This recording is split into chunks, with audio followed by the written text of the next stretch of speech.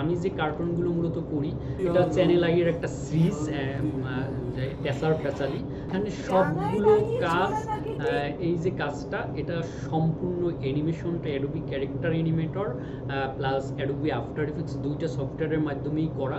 আজকে যে বিষয়টি নিয়ে কথা বলবো সেটি একেবারেই নতুন একটি বিষয়, সেটি হচ্ছে কার্টুন অ্যানিমেশন। আমরা যারা কার্টুন অ্যানিমেশন শিখতে চাই একেবারে নতুন পর্যায়ে, তাদের সবার ভিতরেই একটা বিষয় থাকে যে কিভাবে শুরু করাটা নিয়েই অনেকের ভিতরে ঝামেলা থাকে যে কোন সফটওয়্যার ইউজ করব, কোন সফটওয়্যার থেকে সহজভাবে কার্টুন অ্যানিমেশন করা যাবে। এই বিষয়টা বুঝতেই আমাদের অনেক দিন সময় লেগে যায়।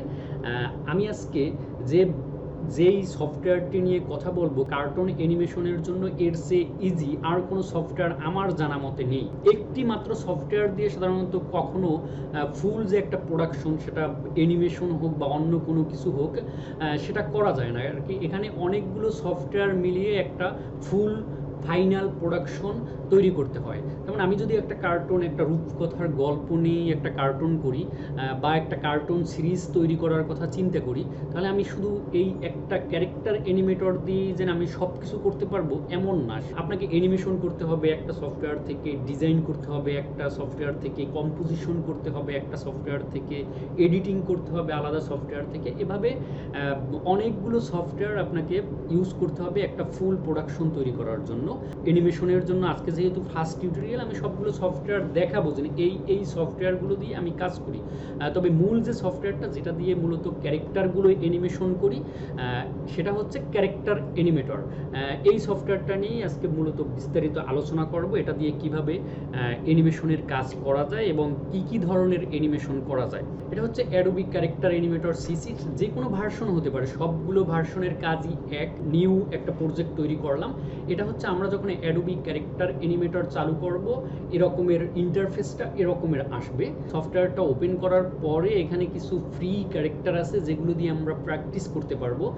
যদি আমি এখানে স্টার্টে ক্লিক করি, একেবারে উপরে দেখেন, তার আগে আরেকটা জিনিস বলে নেই, এই যে উপরের এটা হচ্ছে মেনু বার, তারপরে এখানে ক্যারেক্টার অ্যানিমেটরের নিচের দিকে এটাকেও আপনারা মেনুই বলতে পারেন, এটাও মেনু বারের ভিতরেই।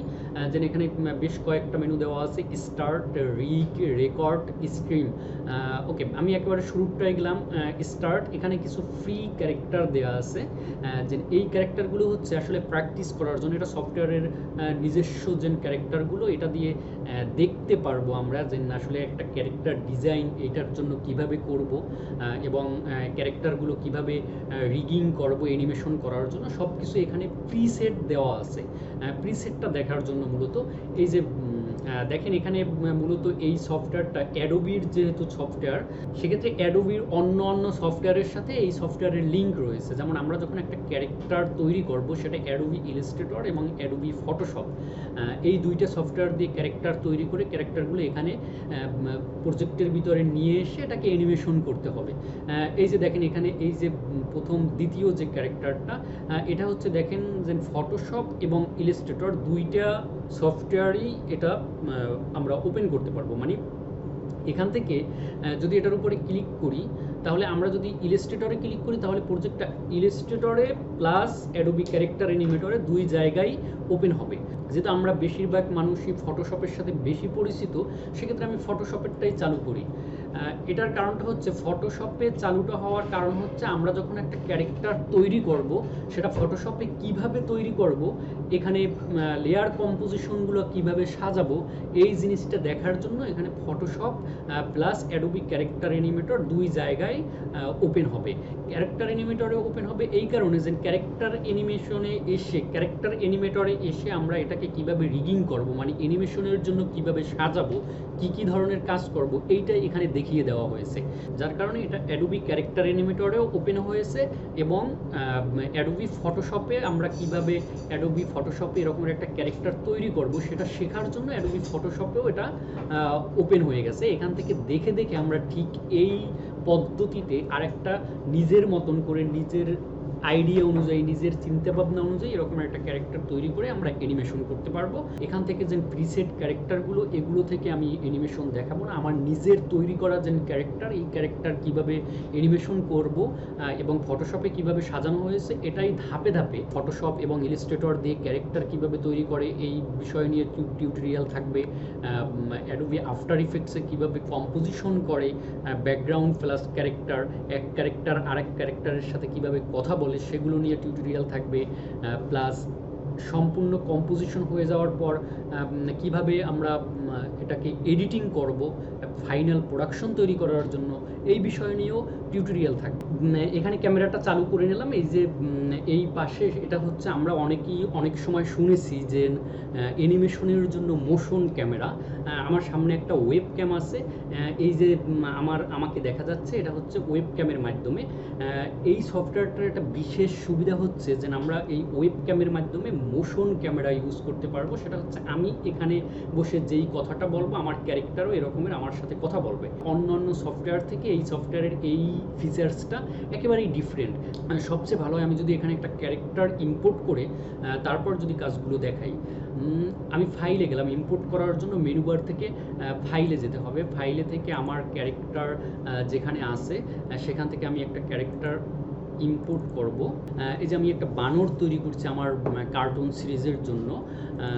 এই যে বানরটা আমি এখানে ওপেন করলাম, এই যে বানরটা, এটা এখানে একেবারে ক্যারেক্টার অ্যানিমেটরের জন্যই যেইভাবে একটা ক্যারেক্টার তৈরি করা দরকার, ওইভাবে ক্যারেক্টার অ্যানিমেটরের সব কিছু ফলো করে একটা ক্যারেক্টার তৈরি করা হয়েছে।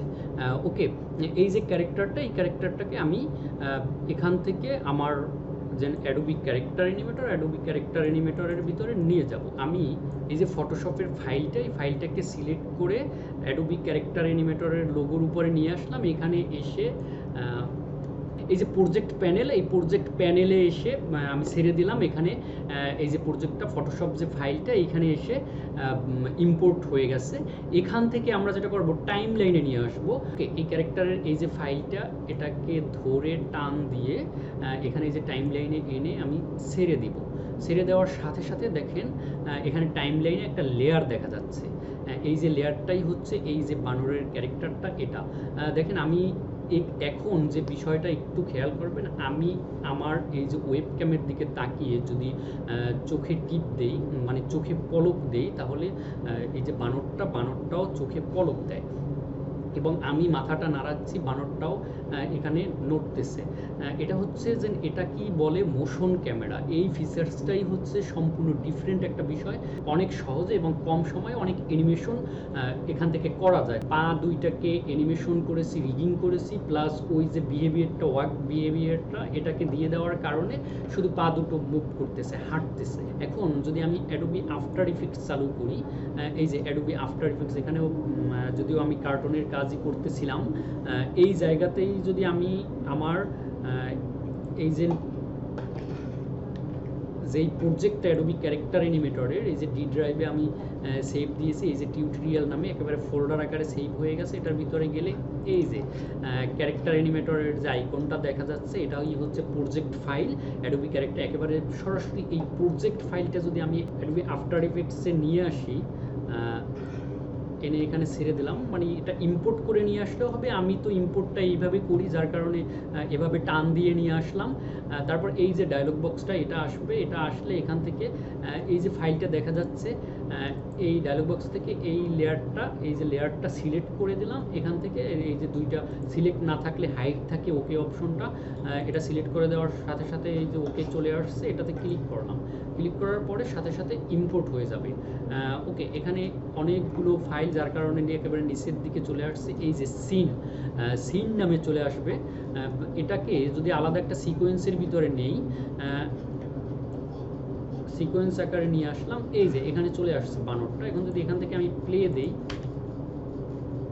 এই যে এইখানে চলে আসছে। আমি যে কার্টুনগুলো মূলত করি, এটা চ্যানেল আইয়ের একটা সিরিজ, প্যাচালি। এখানে সবগুলো কাজ এই যে কাজটা, এটা সম্পূর্ণ অ্যানিমেশনটা Adobe character animator plus Adobe after effects দুইটা সফটওয়্যারের মাধ্যমেই করা।